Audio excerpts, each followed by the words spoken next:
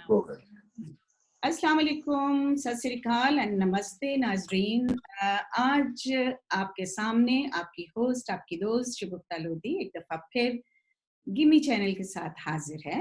और आज आप बहुत खुश होंगे क्योंकि आज हमारे साथ शो में एक ऐसी पर्सनैलिटी हैं जो एक इंटरनेशनल पर्सनैलिटी हैं, और उनका जो काम है, जो उनके किताबें हैं, वो आपको मैं कुछ थोड़ा सा ही इस लिमिटेड टाइम में बता पाऊंगी, और उनके साथ हम और भी सेशन करेंगे। हमारे साथ आज मौजूद हैं जी पाकिस्तानी और बेल्जियम नेशनल मुजाहिद हुसैन साहब, जो कि इन्वेस्टिगेटिव जर्नलिस्ट हैं, जो कि राइटर हैं, मीडिया प्रोफेशनल और विजिटिंग लेक्चरर भी हैं। उनका काम सिर्फ 1, 2 या 4 या 5, 10 सालों पे मुहित नहीं है। उन्होंने 22 इयर्स अपनी खिदमत सर अंजाम दी हैं और अभी तक भी दे रहे हैं। उन्होंने जो है उनका जो प्राउड मोमेंट है उनकी किताबें, और उनके जो बेशुमार काम हैं।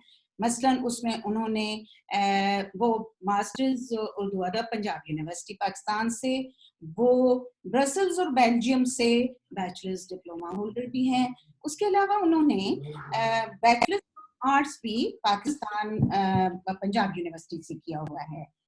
उनका उनके प्राइड और उसकी फहरिस्त में as a head of investigative Hum news के हेड भी हो रहे हैं, और वहाँ पे उन्होंने 32 इन्वेस्टिगेटिव डॉक्यूमेंट्रीज और इन्वेस्टिगेटिव रिपोर्ट्स, स्क्रिप्ट राइटिंग और बहुत कुछ और भी किया।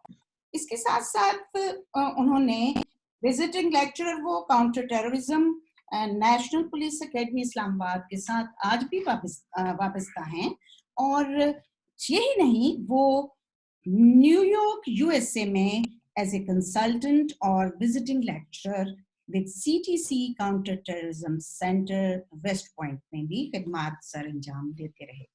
तो सर, मैं आपको वेलकम कहती हूँ शो में। आपका इतना जबरदस्त माशाल्लाह से इतना जबरदस्त आपका काम है, तो आपको मैं बहुत हमारी इस चैनल की खुशनसीबी कि आज हमने आपको थोड़ा सा जहमत दी और आपने हमें ऑनर किया कि आप तशरीफ लाए। और आपने किताबें भी बहुत लिखी हैं, और किताबें जो आपने माशाल्लाह लिखी हैं, मैं थोड़ा सा नाज़रीन को भी बता दूं, आपको वेलकम करना था इसलिए, जिसमें कौन बड़ा बदउन्वान है, एमल कांसी इनकी दूसरी किताब है, पाकिस्तान में जिस्म फरोशी की तारीख इनकी तीसरी किताब है, बदउन्वानी की हुक्मरानी इनकी एक और किताब है, पंजाबी तालिबान इनकी एक और किताब है, और बहावलपुर हिस्ट्री के अलावा बेशुमार किताबें आपकी हैं। It is really player. इतना लायक आदमी पूरी दुनिया में घूम रहे हैं, और कहाँ आपने पाकिस्तान के सॉफ्ट इमेज को जो है वो आपने प्रेजेंट किया। आप क्या कैसे कर लिया इतना कुछ? आप तो अभी मेरे से भी छोटे हैं। बस ये क्या करें, बस रोजी रोटी इसी से व्यवस्था थी, है आज भी, तो बस काम करते रहे हैं जी। जाहिर है मेरा ताल्लुक एक मतवस्त तबके से है, और मैंने कोई गवर्नमेंट जॉब नहीं की है, तो as a journalist, as a freelancer और एज ए विजिटिंग लेक्चरर मुझे मुख्तलिफ इदारों में काम करने का मौका मिला है, और उम्मीद है जब तक हाथ पांव का साथ देंगे ये करते रहेंगे।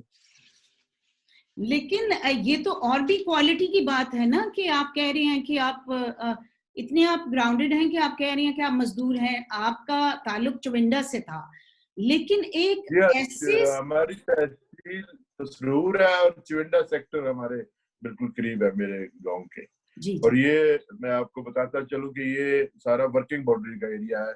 आप शायद खबरों में सुनती हो, जब इंडिया पाकिस्तान की थोड़ी सी भी बॉर्डर पे कोई टेंशन होती है तो हमारे देहात सबसे पहले फ्रंट लाइन पे होते हैं। तो मेरा जो गांव है वो बिल्कुल बॉर्डर के ऊपर है, ये कोई 100 गज के फासले पर जो हिंदुस्तान की बॉर्डर है, और हम इसको वर्किंग बाउंड्री कहते हैं। तो आपने वहां से ही लेकिन ये अच्छा, ये तो जो आपकी पर्सनल क्वालिटीज हैं, इसमें अभी आप सोशल एक्टिविस्ट भी हैं, और उसके हवाले से भी मैं आपके साथ, वो एक पूरा सेपरेट शो करना बनता है जो आपने किया है। लेकिन आपका जो ये जो ताल्लुक सलीम खान गिमी साहब से, आपने फ्राइडे टाइम्स में भी काम किया, आप वीकली आजकल के साथ भी वाबस्ता रहे, और उन दिनों गिमी साहब रिटायरमेंट के बाद, अपने रेडियो पाकिस्तान की रिटायरमेंट के बाद काम करते रहे हैं, तो आपका और उनका क्या रिश्ता था? मैं बहुत शुरू से शायद बताना चाहूंगा कि मैंने जब 93 में मैंने यहाँ यूनिवर्सिटी से एमए उर्दू किया, और मेरे पास कोई जॉब नहीं थी। आपको पता है कि उर्दू में मास्टर करने के बाद जॉब खासतौर पर थोड़ा मुश्किल था, आज भी है। तो मुझे किसी दोस्त ने रेडियो पाकिस्तान भेजा कि आप रेडियो पाकिस्तान जाएं और वहाँ आपको काम कुछ मिलेगा। तो वहां पर मेरी मुलाकात हुई। आपने सुना होगा, एक बहुत ही लेजेंड शायरा थी नसरीन अंजुम भट्टी। जी जी बिल्कुल। तो बिल्कुल। हाँ, नसरीन अंजुम भट्टी के मैं जब पास पहुंचा हूँ तो वहां पर गिमी साहब बैठे हुए थे जी। और मेरा तारुफ हुआ तो नसरीन अंजुम भट्टी ने बताया कि गिमी साहब उनके बॉस थे और वो अभी रिसेंटली रिटायर हुए हैं। तो बस बातें हो रही थी तो गिमी साहब पूछते हैं, यार क्या कर रहे हो? मैंने कहा जी मैं तो एमए उर्दू किया है और अभी जॉब छोड़ी है। मैंने कोई 2 साल काम किया था as sub editor Urdu digest में, तो इस वक्त जॉबलेस हूँ। तो कहते हैं जॉबलेस हैं यार, तो चलो मेरे साथ कल तुम ऐसा करना कि माल रोड पर एक 45 माल रोड पर एक दुकान है वैनगार्ड बुक्स, तो आप वहां आ जाएं कल 10 बजे। मैंने कहा जी ठीक है, मैं आ जाऊंगा। इससे ज्यादा गुफ्तगू नहीं हुई कि क्यों बुलाया है। जाहिर है मैं तो जॉब तलाश कर रहा था, मैं यही समझा कि कोई जॉब होगी या किताबों की दुकान पर या कहीं और लिखने पढ़ने की। तो अगले दिन जब 10 साढ़े 10 बजे मैं पहुंचा हूँ वैनगार्ड बुक्स, तो गिमी साहब वहां पर थे। तो गिमी साहब मेरा इंतजार कर रहे थे, मुझे लेके वो एक साहब के पास चले गए और मुझे बताया कि ये खालिद अहमद हैं जो फ्रंटी पोस्ट के एडिटर थे और अब इस वक्त ये कंसल्टिंग एडिटर हैं फ्राइडे टाइम के, और आजकल मैगजीन शुरू हो रहा है यहाँ से, तो हमें जरूरत है। और मैं ज्वाइन कर, गिमी साहब ज्वाइन कर चुके थे, मैं ज्वाइन कर चुका हूँ और हमें जरूरत है, तो आप मुझे कल मिले हो वहां पर रेडियो पाकिस्तान। तो एमए उर्दू आपने किया है और फिर आपके पास एक्सपीरियंस भी है, एज ए सब एडिटर आपने काम किया है उर्दू डाइजेस्ट में, तो मुझे उम्मीद है तुम इंटरव्यू दो।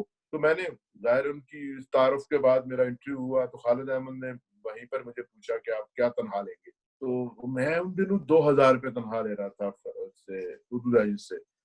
तो मैं अपनी तरफ से ही एक मैंने कह दिया कि मैं तो 5000 रुपया लूंगा। तो खालिद अहमद साहब कहते हैं जी ठीक है, हमें मंजूर है, आप आ जाए। तो ये मेरा बुनियादी तारुफ था सलीम खान गिमी साहब के साथ। अच्छा। तो हमने जाहिर है जब एक कोई मैगजीन शुरू होता है और वो उस मैगजीन में सबसे पहले तो ये है कि उसकी बाकायदा जो अशात है उससे पहले हम डमीज बनाते हैं और तैयारी करते हैं और रिक्रूटमेंट्स होती हैं। तो फिर अब लोग रिक्रूट हो रहे थे, तो जो भी रिक्रूटमेंट्स वहां पर आजकल में हुई हैं वो बुनियादी तौर पर कंसल्टेंसी सलीम खान गिमी साहब की थी। एक्सपीरियंस थे, लोगों को जानते थे, ये जिसको रेफर करते थे उसको जॉब भी मिल जाती थी। तो हमारी बड़ी अच्छी टीम बन गई थी। गिमी साहब थे, ये हमारे सीनियर थे, खालिद अहमद एडिटर थे और मैं एज ए रिपोर्टर गया था। लेकिन फिर जल्दी मैं एज ए फीचर एडिटर उसमें बन गया। और हमारे एक बहुत ही मशहूर कोर्ट रिपोर्टर हैं अब्दुल कयूम सिद्दीकी, जीयू में होते हैं, वो भी हमारे कुलीग थे। फिर बहुत सीनियर न्यूज एडिटर हैं मोहम्मद शुजाउद्दीन जियो के, ये भी उन्हीं दिनों आए। फिर हमारे एक बहुत अच्छे दोस्त हैं जो बहुत अच्छे शायर भी हैं, ब्रसल्स में रहते हैं, शिराज राज, उनको भी सलीम गिमी साहब लेकर आए। तो ये हमने फिर 1 महीने के अंदर अंदर एक बड़ी जबरदस्त टीम बन गई हमारी, जिस टीम ने उस मैगजीन को चलाना था। खालिद अहमद एडिटर थे। खालिद अहमद का पहला एक्सपीरियंस था उर्दू का, वो तो एडिटर थे इसके फ्राइडे टाइम्स के एडिटर थे, उससे पहले वो फ्रंटियर पोस्ट नेशन के एडिटर थे और उर्दू में वो पहली बार आ रहे थे। और खालिद अहमद साहब का मैं थोड़ा तारुफ कराता चलूं। खालिद अहमद इस वक्त न्यूज वीक पाकिस्तान के कंसल्टिंग एडिटर हैं और मैं समझता हूं कि पाकिस्तान के जितने स्कॉलर जर्नलिस्ट हैं उनमें सबसे बड़ा नाम है खालिद अहमद का। और उनकी किताबें उन्होंने लिखी हैं और फिर वो बहुत ज्यादा जो है हम उनको मैन ऑफ लेटर्स कहते हैं असली तौर पर। वो बहुत पढ़े लिखे आदमी है, आजकल वो इंडियन एक्सप्रेस के लिए भी लिखते हैं और एक्सप्रेस ट्रिब्यून के लिए लिखते हैं, फ्राइडे टाइम्स के लिए लिखते हैं। तो हम एक ऐसी टीम बन गई कि जो एक अच्छा मैगजीन शुरू कर सकती थी। तो जब वो इसका मरहला आया कि हमें करना चाहिए, शोबे बनाने चाहिए, तो मुझे याद है मुझे रिपोर्टिंग दी गई कि मैं एज ए रिपोर्टिंग हेड के तौर पर काम करूं, और फिर हमारा सिलसिला चल पड़ा, मैगजीन शुरू हो गया। उर्दू हमारी बदकिस्मती रही है पाकिस्तान में और आज भी है, हमारे यहाँ पढ़ने लिखने का रिवाज थोड़ा कम है। हमारे यहाँ लोग किताबें नहीं पढ़ते, रिसाले नहीं पढ़ते, और कभी अगर कोई दौर ऐसा माजी में आया है कि रिसाले वगैरह पढ़े गए तो वो मखसूस किस्म के खास बहुत राइट विंग के और मजहबी किस्म के रिसाले ही पढ़े जाते रहे हैं। तो ये एक ऐसा आजकल एक ऐसा मैगजीन था जो बिल्कुल एक लिबरल, सेक्युलर और इल्मी और तहकीकी रिसाला था। मुझे याद है कि आजकल का नाम भी इंतजार हुसैन साहब ने रखा था, और फिर उसकी जो आजकल की जो पेशानी थी, उसकी जो ऊपर कैच लाइन थी, वो भी इंतजार साहब ने ही सेलेक्ट की थी, और उसमें उसका था कि फैज साहब का मिसरा लिया गया था, जुर्रत तहकीक का आईनादार हफ्तरोजा। जुर्रत तहकीक की जो बंदिश है वो फैज साहब के जुमले से थी। हमने इसको शुरू किया, मुझे याद है ये अप्रैल 94 में ये मैगजीन जो है वो सितंबर 93 में सॉरी छपना शुरू हुआ, और फिर हम काम करते रहे, उसमें और लोग भी आते रहे। फिर हमारे साथ गिमी साहब लेकर आए, एक हमारे रेडियो टीवी के बड़े जबरदस्त कंपेयर होते थे, दिलदार परवेज भट्टी जी जी दिलदार परवेज भट्टी आए, वो बैक पेज लिखते थे सच गप के नाम से, इंतजार हुसैन साहब लिखते थे, मोहम्मद सलीम और रहमान लिखते थे, सलीम गिमी साहब लिखते थे, मैं उसकी इन्वेस्टिगेटिव रिपोर्टिंग करता था, फील्ड रिपोर्टिंग करता था, कयूम सिद्दीकी इस पे रिपोर्टिंग करते थे, और बड़ा एक जबरदस्त मैगजीन हमारा बना। और एक तो मैं समझता हूँ कि मेरी जर्नलिज्म की तरफ जो एक्टिव जर्नलिज्म की तरफ जो सफर है उसमें बहुत कंट्रीब्यूशन है सलीम गिमी साहब का, और अगर वो मुझे ना मिलते रेडियो पाकिस्तान पे या अगर मिले भी थे तो मुझे वो खुसूसी तवज्जो देकर ये ना कहते कि यार तुम भी आओ और हम ये शुरू करने लगे हैं, तो शायद मैं ये इस जॉब में ना होता। मैं तो यही समझता। और फिर दूसरी जो सबसे बड़ी बात है वो ये थी कि हमने हमारा एक बड़ा एक फैमिली किस्म का माहौल था, जिसमें जाहिर है तजर्बाकार बुजुर्ग थे गिमी साहब, खालिद अहमद, और फिर नजम सेठ थी, उनकी अहलिया जुगनू मोहसन, ये भी हमारे साथी थे सारे। और उसमें बड़ा हमने बहुत सीखा है इन इन इन साहबान से, गिमी साहब से। हम मुझे अच्छी तरह याद है, हालांकि मैंने एमए उर्दू किया हुआ है, लेकिन तलफ़्फ़ुज़, लहजा, ये चीजें, क्योंकि वो रेडियो के आदमी थे तो इन्होंने बड़ी हेल्प की, हमारी बड़ी मदद की कि किस तरह हमें आगे बढ़कर लिखना है, फिर अच्छी नस्र कैसे लिखी जाती है, फिर रिपोर्टिंग कैसे की जाती है। तो वो बहुत जबरदस्त दौर था। जनरल मुजैद साहब, लेकिन आपका और गिमी साहब का तो बहुत एज गैप था। मतलब देखें, वो आप बिल्कुल फ्रेश एक नौजवान उस टाइम पे, और गिमी साहब उस वक्त अपनी पूरी सर्विस करके रिटायरमेंट लेने के बाद उन्होंने ये फ्राइडे टाइम्स और आजकल में जुगनू मोहसिन वगैरह के साथ काम शुरू किया था, आई रिमेम्बर।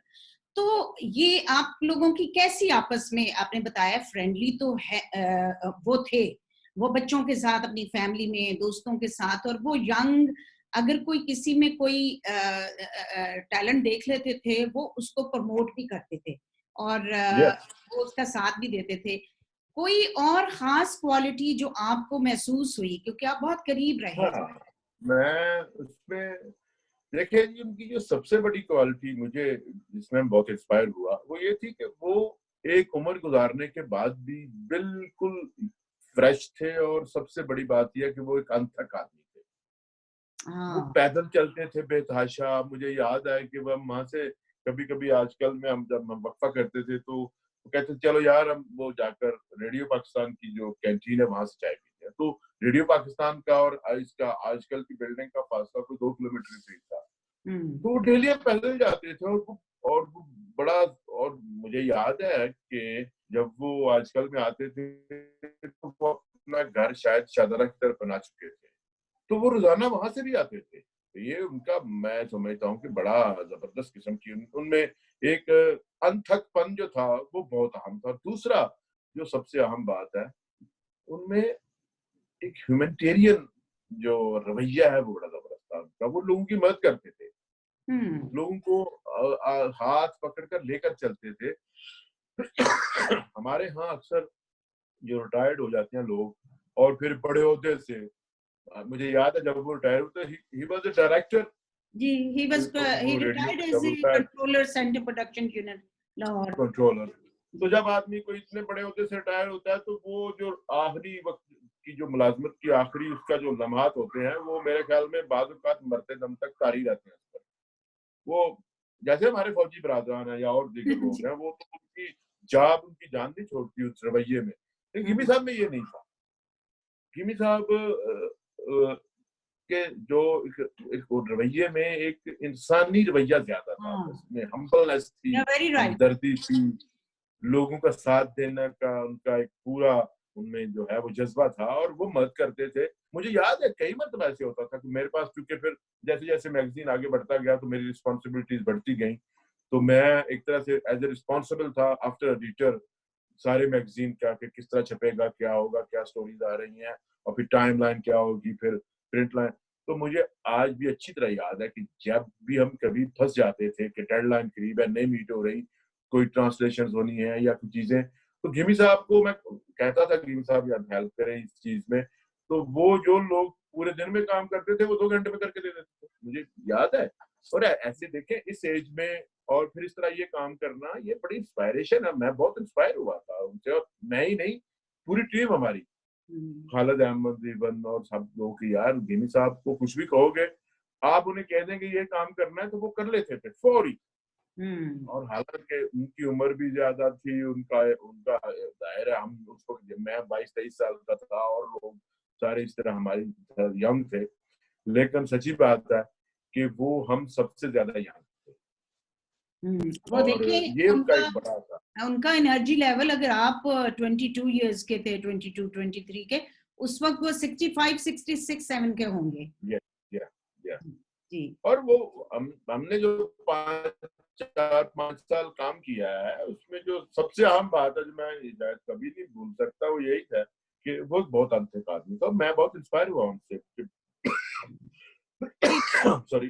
वो जी आप देखें कि जितना मैं समझती हूँ कि गिमी साहब के साथ आपकी सोहबत रही और आपने जितनी मेहनत से, आप देखें अभी आप मेरे सामने बैठे हैं, तो अभी मैं आपका पूरा तारुफ उस तरह से नहीं करवा सकी जो मैं मतलब डिटेल से आपका, मैं तो तालिब इल्म हूं जी, एक तालिब इल्म हूं और नहीं, ये आपकी ये आला ज़र्फी है कि आप ये कह रहे हैं। अदरवाइज देखें कि आपने जितना काम मतलब किया है, डेली खबरें में भी आपने काम किया, उसके बाद हम टीवी में भी काम किया, फ्रीलांस आप जर्नलिस्ट जो हैं वो साउथ एशियन पॉलिटिकल इश्यूज पे भी आपने बहुत काम किया।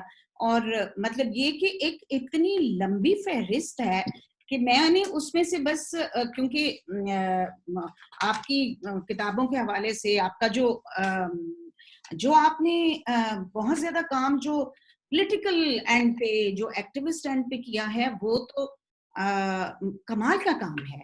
आप क्या समझते हैं ये मुझे कि ये जो चीजें आपने एक तारीख लिखी थी, उसमें बहावलपुर की जो हिस्ट्री लिखी, वो कैसे आपके जहन में ख्याल आया कि आप लिखें? मैं ये बताता हूँ कि मुझे बहावलपुर के हवाले से अभी एक तो मुझे बहुत ज्यादा शौक है ट्रैवलिंग का, मैं घूमता फिरता बहुत ज्यादा हूँ और चीजों पर लिखना, देखना। तो बहावलपुर में के बारे में क्योंकि नेशनल लेवल पे एक डिबेट चल रही थी कि बहावलपुर को सूबा बहाल किया जाएगा। तो मुझे बड़ी इंस्पायरेशन मिली कि मैंने कहा बहावलपुर के बारे में जानना चाहिए, तो मैं लाहौर से चला बहावलपुर आ गया। जब मैंने बहावलपुर को देखा और वो लोग जो बहावलपुर में रहते हैं या बहावलपुर शहर को जानते हैं, ये बड़ा एक क्रीनी और सलीके से बना हुआ शहर है और इसकी बड़ी जबरदस्त तारीख है जी। और इसकी जो सबसे अहम चीज है वो ये है कि बहावलपुर बरसगीर की सबसे अमीर रियासत, प्रिंसली स्टेट की सबसे अमीर रियासत थी, और इतनी इल्म परवर रियासत थी ये कि जो बच्चे यहाँ से पढ़ने जाते थे बाहर की रियासतों में वजीफा लेकर, उनको इतने पैसे मिलते थे कि वो वहां पढ़कर अपना खर्च पूरा वहां करके अपने घरों को पैसे भेजते थे। इतनी इल्म परवर रियासत थी। आज भी जो सेंट्रल लाइब्रेरी है बहावलपुर की, उसमें कोई 3.5 लाख के करीब किताबें हैं, और मैंने बड़ी जबरदस्त लाइब्रेरी के तौर पर देखा है उसको।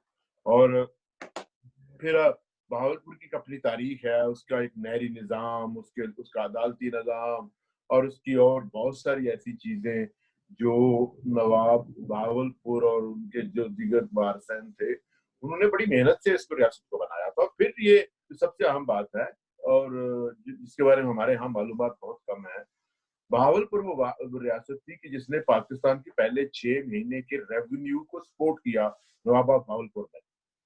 कायद-ए-आज़म साहब को इवन जो उनकी जाती इस्तेमाल की गाड़ी थी वो भी नवाब बहावलपुर ने दी थी। और फिर बहावलपुर का बड़ा कंट्रीब्यूशन है ऐसी रियासत में जो बिल्कुल नई रियासत थी पाकिस्तान, उसके पास रेवेन्यू नहीं था, और उसमें उन्होंने बड़ा दिल खोल के ये सब कुछ किया। और उसके बाद फिर मसला ये हुआ है कि बहावलपुर जो इतनी खुशहाल रियासत थी, आप हैरान होंगी कि आज वो पाकिस्तान की सबसे पसमानदा डिवीजन है जी। तो ये जो सफर था, मेरी किताब का नाम भी यही है, बहावलपुर खुशहाल रियासत से पसमानदा तरीन डिवीजन तक, ये सफर क्या है। फिर इसका अदालती निजाम बड़ा जबरदस्त था, और बड़े अहम केसेस जहाँ पर हुए, मुकदमा बहावलपुर पर 2-3 किताबें आ चुकी हैं, कभी शायद आपकी नजर से गुजरी हो। तो ये सारी चीजें थी कि मैंने कहा चलो मुझे एक ऐसी रियासत जो 47 तक बहुत अहम रियासत थी, फिर 1951 में उसको 1 यूनिट में शामिल कर दिया गया। फिर जब 71-2 में आपका 1 यूनिट आपने डिसॉल्व किया याह्या खान ने, तो उस वक्त हक तो ये था कि उसको उसकी सूबाई हैसियत लौटाई जाती, क्योंकि बहावलपुर की सूबाई असेंबली के इलेक्शन हो चुके थे, और वो ये जो गवर्नर पंजाब थे अहमद, इनके वालिद जो थे वो पहले वजीर आला थे बहावलपुर के। ये कोई जानता ही नहीं है कि बहावलपुर को कभी असेंबली बनी थी, उसका एक वजीर आला था, उसके असेंबली मेंबर्स थे, क्योंकि उनको बहाल नहीं किया गया, और वो असेंबली उसी तरह डिसॉल्व रही। उसके बाद 1 यूनिट बन गया। 1 यूनिट के बाद जब दोबारा सूबे बनाए गए, 1 यूनिट तहलील हुआ, भी बहावलपुर को नहीं। तो ये मैं समझता हूँ कि एक रियासत के साथ बहुत बड़ी ज्यादती है वो, और एक ऐसी रियासत जिसने पाकिस्तान की तामीर में किरदार अदा किया, और जो आज भी पाकिस्तान में उसका कंट्रीब्यूशन है। आज आपका जितना लाइफ स्टॉक है, और जितना आपका गंदम और कपास का जितना कंट्रीब्यूशन बहावलपुर का है, वो किसी और का नहीं है। और फिर बहावलपुर का एक ऐसा जो उसका जोग्राफियाई जो उसका सूरत हाल है, वो बड़ी अहम है। साथ चोरस्तान है, ये बहावलपुर का पूरा डिस्ट्रिक्ट है, फिर रहीम यार खान डिस्ट्रिक्ट है, बहावल नगर डिस्ट्रिक्ट है। तो मैं ये समझता हूँ कि बहावलपुर को के साथ ज्यादती हुई है, और हमारे यहाँ जिस तरह ज्यादती करने का रिवाज है हमारी तारीख में के साथ, जैसा मशरक़ी पाकिस्तान के साथ हुआ, जिस तरह बलूचिस्तान में भी हालात आपके सामने हैं, तो हमारे यहाँ वफाकी सतह पर जो एक तस्वुर है छोटी रियासतों या दीगर इकाइयों के साथ एक अच्छा सलूक ना करने का, उसकी एक मिसाल बहावलपुर की है। बस यही मैं एक तरह से ये बयान करना चाहता था, लोगों को बताना चाहता था कि बहावलपुर इतना इग्नोर क्यों है, उसको इसने नजरअंदाज क्यों कर दिया गया है। तो इस पर मैंने किताब लिखी है। बहुत बड़ा कंट्रीब्यूशन है, क्योंकि आपने वॉइस उठाई है। देखें, किसी भी जुल्म और ज्यादती के खिलाफ कुछ लिख देना, उसके खिलाफ उसको एक तरह से उसके खिलाफ ये वॉइस नहीं, उसको उसकी राइट ना मिलने की बात है ना। तो ये एक बहुत बड़ी आपकी कंट्रीब्यूशन है। लेकिन इसके साथ साथ जो एक और आपने जो काम किया पाकिस्तान में जिस्म फरोशी की जो तारीख आपकी किताब है, तो ये आपने उन दिनों में काम किया जब आप फ्राइडे टाइम्स वगैरह पे काम करते थे? नहीं, मैं ये अलग से आपका काम था। ये मेरी 98-99 की किताब है। उस वक्त मैं फ्राइडे टाइम छोड़ चुका था, और मैं खबरें के साथ इस्लामाबाद में भी कुछ काम करता था। फिर मैं कुछ फ्रीलांसिंग कर रहा था मुख्तलिफ अदारों में। तो ये उस वक्त का जो है वो ये किताब है। अच्छा, और ये बुनियादी तौर पर ये हमारे यहाँ चूंकि ये मौजू ऐसा है, और दूसरी जो सबसे बड़ी हर्डल है वो ये है कि उर्दू में आप इस तरह के मौजूआत पे लिखना बहुत मुश्किल है, ठीक है ना। हमारे यहाँ तो लफ्ज तवाइफ लिखना कितना मुश्किल है, वो लोग उससे डर इसीलिए जाते हैं। मेरा पॉइंट ऑफ व्यू ये है कि आपने इतनी करेज कैसे कर ली पाकिस्तान में। देखें, एक आर्टिकल, 2 आर्टिकल, 3 आर्टिकल के बाद तो आपके लिए बड़े प्रेशर्स हो जाते हैं। आपने उठ के एक इतनी बड़ी बुक ही लिख दी, कैसे? जी हाँ, मैंने इस तरह की हमाकतें की हैं जी। और भी मैंने पाकिस्तान लूटने वाले जो मेरी किताब थी उसमें मैंने बहुत बहुत मुअज़्ज़ज़ किस्म के जो हमारे लोग हैं उनकी जायदादों के बारे में लिखा था। मिसाल के तौर पर हमारे यहाँ अफगान जहाज के साथ बहुत बड़ा नाम है जनरल हमीद गुल का। तो मैंने जनरल हमीद गुल साहब के बारे में लिखा था कि वो बहुत नेक नाम है और बहुत जहाद किया उन्होंने, लेकिन उन्होंने शकरगढ़ में जब वो फौज में मुलाजिम थे तो शकरगढ़ में उन्होंने 22 मुरब्बा जमीन जालसाजी से उस पर कब्जा किया था। वाह। और वो लोग आज भी शदरा के पास एक गुराया पार्क है, वहां पर रहते हैं और आज भी वो अदालतों में धक्के खा रहे हैं, जिनकी जमीन पर हमीद गुल साहब तो फौत हो चुके हैं, अल्लाह उनके मगफरत करे। उनके बच्चे और उनकी जो लौचा है, बेवा जो है, वो मालिक है जमीन की, बहुत बड़ा आजादी है, बिल्कुल दरियाए रावी के किनारे पर। मैंने इस पे भी लिखा। मैंने ये आज जो हमारे वफाकी वज़ीर हमाद अज़हर, इनके वालिद मियां अज़हर साहब हमारे गवर्नर होते थे, उन पर भी लिखा कि उन्होंने बहुत से लोगों पे, प्राइम मिनिस्टर्स पे। फिर मेरी एक किताब थी कौन बड़ा बदनुआ, जिसमें मैंने कंपैरिजन किया था। आज आप बहुत शोर सुनते हैं नैब का और करप्शन का।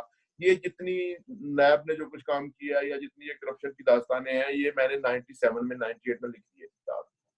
कौन बड़ा बदनवान पीपल्स पार्टी की दोनों गवर्नमेंट्स और मियां साहब की दोनों हुकूमतों का तकाबली जायजा था कि कितना पाकिस्तानी असासा किस तरह लूटा गया है और किस तरह करप्शन हुई है।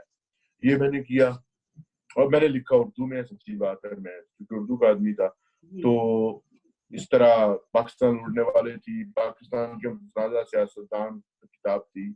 और एक और किताब जो मैंने 2008 में लिखी है वो थी बदनवानी की हुक्मरानी, कि ये अयूब खां से लेकर अब तक की जितनी हुक्मरानियां हैं इसमें कितनी बदनवानी हुई है। वो पाकिस्तान ट्रस्ट हो, वो हमारे यहाँ कोऑपरेटिव स्कैंडल्स हो, वो हमारे यहाँ जमीनों की अलाटमेंट हो, वो पाकिस्तान स्टील मिल हो या बड़े प्रोजेक्ट्स हो, तो किस तरह इन लोगों ने जो वक्फे वक्फे से हुक्मरान रहे, किस तरह इस मुल्क के असासों के साथ खिलवाड़ किया है और किस तरह वो असासे लूटे गए हैं। इसमें खासा लिखा है मैंने। लेकिन सच्ची बात है कि मैं इतना ज्यादा, ना मैं कभी अपने आप को प्रमोट करना चाहता हूँ, ना मैंने किया है, ना मैं, ऐसा नहीं है। मैं तो काम करता हूँ, किताबें लिखता हूँ। मैं, मुझे हंसी आती है जब मैं टीवी जो हमारे बड़े बड़े स्टार बैठे होते हैं और एहतसाब की हिस्ट्री पे बात करते हैं या एहतसाब पे, इनके जर्नलिज्म से आने से पहले हमने ये किताबें लिखी थी और ये सारा काम किया था। और आजकल में भी मैं यही काम करता था। फिर मैंने एक और बड़ा अहम काम किया था जो कि हमारे यहाँ नहीं होता है, वो किताबी शक्ल में तो नहीं छप सका। वो ये थी कि मैंने कोई 50 के करीब ऐसे केस हिस्ट्रीज लिखी थी जो ब्लास्फेमीज के हवाले की थी, जिन पर इल्जाम लगते थे कि उन्हें खुदा न खास्ता तौहीन रिसालत की है या तौहीन मजहब की है। और उनमें से बहुत से लोग कत्ल हो गए, कुछ भाग गए यहाँ से, बहुत इश्यूज हुए, कुछ जेलों में है। तो मैं फील्ड रिपोर्टर के तौर पर वहां पे जाके इन्वेस्टिगेट करता कि एग्जैक्ट सिचुएशन क्या है, क्यों ऐसा हुआ है। और मैं आपको बिल्कुल साफ दिल से ये कहना चाहता हूँ कि आज या आज से 5 साल पहले या इस वक्त का जो जर्नलिज्म है हमारे यहाँ, ये जर्नलिज्म नहीं है, अब तो ये दुकानदारियां हैं। वो उसमें हम जैसे लोग नहीं चल सकते। मैंने हम में एज ए इन्वेस्टिगेटिव रिपोर्टर काम किया, मैंने डॉक्यूमेंट्रीज बनाई। उन डॉक्यूमेंट्रीज का जो फीडबैक आया, मुझे वो जॉब छोड़ना पड़ी, मैं रिजाइन करके आ गया। क्योंकि अब और तरह का जर्नलिज्म है और एक इन्वेस्टिगेटिव रिपोर्टिंग करने के लिए आपको, हमारे यहाँ अब इन्वेस्टिगेटिव रिपोर्टिंग नहीं होती है, या वो जो एक गैर जानबदारी होना चाहिए जर्नलिस्ट की, वो ये नहीं है। हमारे यहाँ अब वाबस्तगी की रिपोर्टिंग है। अगर आप वाबस्ता हैं तो आप रिपोर्टर हैं, वो किसी के साथ वाबस्ता है, पॉलिटिकल पार्टी के साथ है, एस्टेब्लिशमेंट के साथ है, मौलवियों के साथ है, या किसी और बड़े माफिया ग्रुप के साथ है। तो अब ये इन्वेस्टिगेटिव जर्नलिज्म नहीं हो रहा, ये वाबस्तगी की जर्नलिज्म है। तो बस वाबस्तगी जर्नलिज्म में मुझे, मेरा काम तो नहीं था। मैं लिख रहा हूँ, किताबें लिख रहा हूँ और कुछ भी काम कर रहा हूँ, पढ़ रहा हूँ, और पढ़ने में ही फुर्सत नहीं मिलती है। तो बस है, बदकिस्मती है हमारे यहाँ जर्नलिज्म के साथ जो हुआ है। और जिस तरह का जर्नलिज्म अब है वो मुझे याद है कि बड़े ताकतवर किस्म के लोगों के सामने यही जो लोग हैं, मैंने इनकी स्टोरीज लिखी, रिपोर्ट्स लिखी और अदालतों में ये गए, मेरे खिलाफ डेफेमेशन के केसेस हुए, लेकिन दूसरी पेशी पर वो केस खत्म हो जाता था क्योंकि मैं वो सारा रिकॉर्ड सामने रखता था अदालत के, तो लोग अपना केस वापस ले लेते थे। तो वो एक दौर था, वो गुजर गया है और अब मुझे नहीं लगता है, अब तो सोशल मीडिया का दौर है, वैसे टिकटॉक किस्म की जर्नलिज्म है कि अगर आप जो है उसमें आप किस हद तक किसी की मक्री कर सकते हैं या किसी के जो है वो इल्जाम लगा सकते हैं, जो एक जेन्युइन इन्वेस्टिगेटिव जर्नलिज्म होना चाहिए थी, वो तो बदकिस्मती से नहीं है। तो ही सेड शी सेड है या वाबस्तगी है, जैसे मैंने कहा कि मैं अगर पीटीआई के साथ हूं तो फिर मैं नून लीग के कच्चे चटे को जो है वो बोलूंगा या पीपल्स पार्टी के, अगर मैं नून लीग का हूं तो मैं तहरीक इंसाफ के खिलाफ जंग को जदल करूंगा। ये अब तो जर्नलिज्म है। अब रोज देखते हैं टीवी पे हमारे 50 चैनल हैं और 750 दानिश्वर हैं, रोज देखते हैं कि वो क्या हो रहा है। तो ये बुनियादी तौर पर ये हम बड़ी जुल्म हुआ है मीडिया के साथ, हमारे मीडिया के साथ। और एक तो अलमिया ये था कि मीडिया मालकान जो है वो प्रोफेशनल जर्नलिस्ट नहीं थे, वो सेठ से सेठ है, सेठ तो सारे का सौदा नहीं करता है। मैं बड़े वसूख से आपको कह सकता हूँ कि 1-2 हजारों को छोड़कर जितने भी सेठ हैं, ये इनको एडिटोरियल के स्पेलिंग नहीं आते सेठों को क्या पता है कि क्या मीडिया होता क्या है। तो और अगर मुझे कहा जाए तो मैं बड़ी सादा सी इसकी तारीफ कर सकता हूँ जो हमारे यहाँ आज का इलेक्ट्रॉनिक मीडिया है, या तो वो ऐसे ही है कि जैसे आप एक बहुत कीमती फोन लेते हैं तो उसके ग्लास उसको प्रोटेक्ट करने के लिए आप ऊपर एक प्रोटेक्टर लगाते हैं। तो हमारे यहाँ TV channel is like a protector है जो आपके दीगर कारोबारों को प्रोटेक्ट कर रहे हैं। कोई लैंड लॉर्ड है, किसी की जमीनें हैं, किसी की शुगर मिलें हैं, किसी के स्कूल कॉलेजेस की चेन्स हैं, किसी का 100 मिल रहे हैं, कोई जो है वो घी बना रहा है, तो उसके ऊपर अब उनको समाजी सतह पर, सियासी सतह पर उनको एक एक एक जो है वो अपर हैंड चाहिए था, धौंस चाहिए थी, जो मीडिया ने दी है कि जी देखो जी मेरा तो चैनल है, मैं तो अगले दिन बेड़ा गर्क कर दूंगा, ये कर दूंगा। तो वो सारे से लोग डर जाते हैं। कस्टम डिपार्टमेंट को आपने डील करना है, रेवेन्यू डिपार्टमेंट को डील करना है, पुलिस को धमकियां देनी है, सियासी लोगों के सामने आपने थोड़ा सा अपना मिजाज दिखाना है, तो फिर आपके पास तो मीडिया होना चाहिए। तो हमारे मीडिया की है, तो इस मीडिया में हमारे जैसे लोगों की गुंजाइश नहीं है कि जिनकी रोजी रोटी ही रिपोर्टिंग के साथ थी और जिन्होंने काम करना था, लोगों को बयान बताना था कि ये हो रहा है, ये जो बहुत बड़ा नाम है, ये बहुत जो मुकद्दस शख्स है, ये बहुत जो मुअज़्ज़ज़ आदमी है, इसके असासे कितने हैं, वो कैसे बने हैं। आज अगर इसने ये पार्टियां तब्दील की है, नई पार्टी बनी है, तो ये कैसे बनी है। ये जो सेक्टेरियनिज्म हो रहा है देखिए मुजाहिद साहब, एक मैं आपको बात बताऊं कि ये बेसिकली बेशक ये टाइम आ चुका है, अब ये टाइम चेंज भी होना है। मैं इसको इस तरह से लेती हूँ कि आप लाइट वर्कर हैं, लाइट वर्कर जो एक न्यूट्रल बंदा होके एक सच्ची बात ऑनेस्टी से अपने प्रोफेशन के साथ, अपनी जात के साथ, मतलब अपने उस तहरीर के साथ ईमानदारी, यही काम था। देखिए आप कोई प्रमोट नहीं करते अपनी किताबों को। मेरे वालिद साहब ने जो काम किया वो कभी भी हमने नहीं देखा था कि कोई किसी के पास, इवन उनकी जिंदगी के आखिरी सालों में when I was doing night time transmission Lahore television पे, तो मुझे नहीं पता था, लेकिन उस वक्त शौकत ज़ैनुल आबिदीन थे, उन्होंने कहा कि ये इतना बड़ा नाम है, एक इनके साथ शो करना है और ये बहुत अच्छा होगा कि हम इनकी कुछ यादें रेडियो पाकिस्तान के हवाले से। भाई वो उस प्रोग्राम के लिए भी उनको कितना मनाया गया और किस तरह से, मेरा ख्याल है कोई साल लगा होगा उनको मनाने में, और उसमें भी वो यही थे कि मेरी कोई तारीफ ना करना, ये लफ्ज था उनका। और फिर वो मेरी को लाइव में तो आप देखें, लेकिन आप अब तो अल्लाह करे ये वक्त आए, और लेकिन अब जो सूरत हाल है वो आपके सामने है। अब तो लोगों ने अपने कंधे पे रखे अपना काम, और ये रिपोर्टें ले लो, किताबें ले लो, मालिश करा लो, पॉलिश करवा लो, तो तारीफ करवा लो, मुखालफत करवा लो, तो इस किस्म की सूरत कुछ भी होता रहे, तो इसमें तो अच्छा काम देखिए, और मैं करे ऐसा लगता है क्योंकि दुनिया में जो जर्नलिज्म है इस वक्त,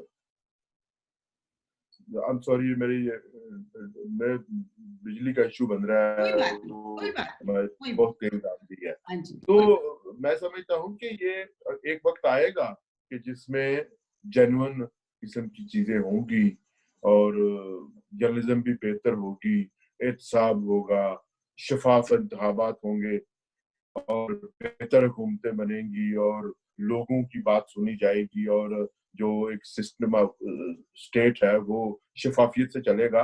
ये सारी चीजें मिलके चलती हैं। ऐसा नहीं होता है कि मुआशरा आपका, आपकी गवर्नमेंट्स, आपके इंतखाबात, आपकी पॉलिटिकल पार्टीज ये कुछ और तरह की हो और मीडिया बहुत शफाफ हो। ये नहीं, ये बेहतर रियासतों में ये सारे शोबे एक दूसरे का अक्स होते हैं कि अगर आप अगर आपकी पार्लियामेंट बेहतर है तो यकीन करें कि आपकी गवर्नमेंट का स्टाइल बेहतर होगा, आपके यहाँ एहतसाब बेहतर होगा, आपका मीडिया बेहतर तरीके से जो है वो प्रेजेंट करेगा।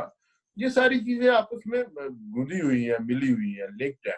अलग रहे ऐसा लगता है सोशल आएगा। मीडिया अच्छा, बहुत अभी ज्यादा मैं प्रमोट आपसे एक कर और रहा है। चीज पूछना चाह रही हूँ कि आपने जो Pakistan soft image in EU countries through Pakistan rich cultural diversity, और आपने प्रमोट किया पाकिस्तान का as a peaceful and progressive image European media में।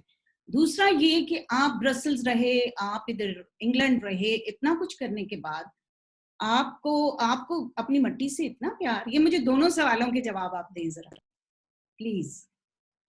सही बात है, इसमें मट्टी इसके बगैर तो गुजारा नहीं है। मैं अभी भी बहुत बहुत हैरान होता हूँ कि जब हमारे बहुत सारे लोग और अच्छे खासे जो है जिनकी बहुत बेहतर आमदनी है, खाते पीते लोग हैं, वो जाकर वहां पर एम्बेसीज के सामने जब 4-4 5-5 दिन लाइनें लगा कर, मुझे हैरानी होती है कि यार पाकिस्तान जैसा मुल्क कहीं नहीं है। जाहिर है मुझे जाना पड़ा था, मैंने पाकिस्तान से गया था, लेकिन मैंने कभी नहीं सोचा था कि मैं जाऊंगा। और मैं पाकिस्तान से उस वक्त गया था जब मेरे खिलाफ बेतहाशा मुकदमात थे और जब मेरी किताबें जो हैं वो तख्ता मश्क थी और मेरी जान को खतरा था। फिर मैंने पाकिस्तान को छोड़ा था, पाकिस्तान से चला गया था। मैं वापस आ गया, मैं 2007 में आ गया था और मैं 2007 में मैं पाकिस्तान सॉफ्ट इमेज प्रोजेक्ट का डायरेक्टर था मिनिस्ट्री इंफॉर्मेशन में।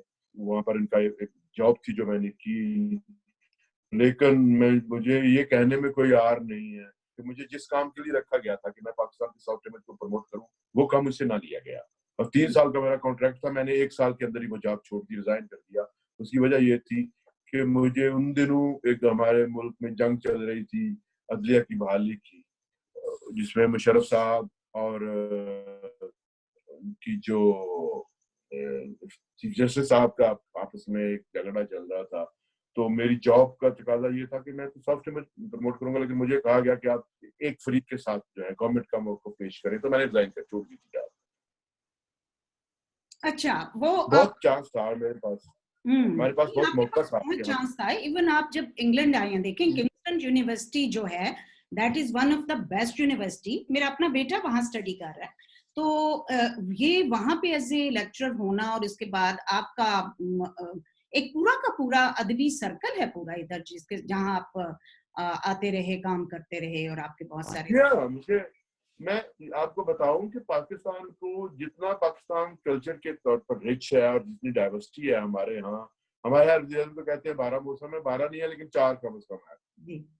हमारे पहाड़ हमारे पास हैं, हमारे पास सहरा है, हमारे पास मैदानी इलाके हैं, समंदर है हमारे पास, और ये बहुत बहुत डाइवर्सिटी है। हमारे पास म्यूजिक है, हमारे पास शायरी है, फोक म्यूजिक है और इलाकाई हमारे रक्स हैं, और एक बहुत खूबसूरत मुल्क है ये हमारा। और इस खूबसूरत मुल्क को डिस्कवर होना चाहिए था और वो नहीं हो, हम नहीं वो प्रेजेंट कर सके, दुनिया को नहीं बता सके। अब मुझे अफसोस है इस बात का कि मैं कोई 50-52 के करीब मुल्क फिर चुका हूँ। मैं जहां भी जाकर पाकिस्तान का नाम लेता हूँ तो लोग खौफजदा हो जाते हैं। हमारी शनाख्त के साथ हमारे जो अभी जदीद फिनोमेनाज हैं वो जुड़ गए हैं। लोग उसामा बिन लादेन के नाम से जानते हैं पाकिस्तान। वो जहाँ उसामा बिन लादेन पकड़ा गया था, क्या कर सकते हैं, कहते हैं यार वो पकड़ा गया था लेकिन वहां पर नुसरत फतेह अली खां भी था, वहां पर पठाने खां भी था, वहां पर जिया महीउद्दीन है, वहां पर सादकैन था, वहां पर अलामा इकबाल थे, वहां हमारे पास बहुत लोग थे। हमारे पास बड़ी आज भी बहुत बड़ी डाइवर्सिटी है हमारे पास। जो है वो खुशहाल खटक था हमारे पास, रहमान बाबा था, बुल्ले शाह हमारे पास नूरजहां थी, हमारे पास बहुत बहुत लोग बहुत हमारे पास रिच, हमारे सारे इतना रिच हो गया हम। हाँ, हमारे पास उसामा बिन लादेन नहीं था, वो हम पे थोप दिया गया था, वो आकर हमारी मट्टी प्लीज कर गया है। अब तो उस तरह के लोग नहीं है, तो बड़े पीसफुल लोग हैं हमारी। और बड़ी हमारे पास शौकत सिद्दीकी जैसे नॉवलिस्ट थे, हमारे पास अब्दुल्ला हुसैन जैसे नॉवलिस्ट थे, हमारे पास वजीद अमजद जैसे शायर, हमारे पास तो बहुत लोग हैं, इतने ज्यादा लोग हैं हमारे पास कि हमारी इतनी इतनी रिच कंट्री है हमारा, लेकिन हमारे पास वो बताने वाले लोग ही नहीं है जो दुनिया को बता सकें कि हम ये हैं। क्या करें, अब ये बदकिस्मती है, अल्लाह करे ये खत्म हो सिलसिला, ताकि हम लोग पाकिस्तान को as a peaceful, as a एक जबरदस्त मुल्क के तौर पर जिसमें डाइवर्सिटी है हर किस्म के तौर पर एक डिस्कवर कर सके। ऐसा वक्त आए, अल्लाह करे आएगा। हम आप काम कर रहे हैं तो जरूर आएगा। तो मुजाहिद साहब आपके साथ अब थोड़ी सी, हमें दिल तो चाहता है कि आपके साथ 1 घंटा बात करती, अब टाइम बहुत शॉर्ट हो रहा है, लास्ट 1 मिनट है। तो मैं आपसे आपके उस्ताद की तस्वीर आप सामने, आपने इनके लिए मुझे ऑनर किया, इनकी मैं आपकी बहुत शुक्रगुजार, बहुत कि मेरे पास नहीं कि आपने एक गिमी टीवी के लिए उनकी इस तस्वीर को, उनकी यादें की। तो एक आखिरी कोई ऐसी खूबसूरत सी याद आपके साथ, मैंने और भी एक शो करना है जो कि हमारा जो करंट जो आपका अंदर का दुख है ना पाकिस्तान के लिए, ये हमारे जैसे जो बाहर बैठे हुए हैं, जो जिंदगी गुजारे हैं, उनके लिए भी ये एक बहुत कॉमन हमारा दुख है, जिसको हमने एक पॉजिटिविटी से आगे बढ़ाना है। लेकिन अभी क्योंकि टाइम खत्म होने वाला है, तो आपको ही मुझे गिनी साहब की एक ऐसी याद जो उनके नाज़रीन और आपके व्यूअर्स आज का शो से बहुत लुत्फ़अंदोज़ होंगे कि एक तो आपकी अपनी पर्सनालिटी है, कितनी कदावर शख्सियत आपकी, एक सेल्फ मेड जर्नलिस्ट, राइटर और सब कुछ, और एक के मेरे वालिद साहब के साथ जो आपकी यादें हैं, आई एम रियली ग्रेटफुल। बहुत सी यादें हैं कि ये तो मैं इसमें बहुत सी याद। हाँ, मुझे याद है एक दिन हम बैठे थे और बहुत परेशानी थी, कोई ऐसा नेशनल मुझे एग्जैक्टली याद नहीं है, वो कोई हादसा हुआ था या कोई ऐसा था, जैसे जर्नलिस्ट के लिए बाज़ का इंफॉर्मेशन बहुत तकलीफ से होती है। तो उसके बाद हम परेशानी बैठे हुए थे, मैंने कहा गिनी साहब आज तो दिल कर रहा है किसी जबरदस्त गजल गाने वाले से गजल सुनी जाए। तो कहते यार ये कोई काम है, चलो तुम जो है वो बस रिक्शे का बंदोबस्त करो। हम रिक्शे में बैठे तो वो हमें फरीदा खानम, अच्छा, और फरीदा खानम ने बड़ी आओ भगत की हमारी बहुत, और इतनी जबरदस्त गजलें सुनाई हमें, तो मुझे वो मैं कभी नहीं भूल सकता। तो जब वो हम गाना सुनने के बाद, वो गजलें सुनने के बाद उठे और हमने शुक्रिया अदा किया, तो मुझे आज भी याद है ने कहा कि शुक्रिया सलीम खान गिमी का अदा करें कि जिनका मुझ पे बहुत एहसान है, और जो मैं खुश हूँ कि वो मेरे घर पे आए आप लोगों को लेकर और हमने ये महफिल की है। ये मैं आज तक मुझे याद है। Thank you so much. Slim Khan Gimi was a legend. एक ऐसा legend जो कि किसी भी स्टेज पे उनको कोई आर नहीं होता था रिक्शे में बैठने को। He was अवामी बंदा, लोगों के दिलों में रहने वाला। हम मिलके उनका सारा मैं काम उनका रिवाइव कर रही हूँ। आपकी मैं बहुत शुक्रगुजार हूँ। Thank you very much. Thank you very much once again. Thank you. And आपके साथ राब्ता रहेगा। बहुत शुक्रिया। खुदा हाफिज़। Thank you so much.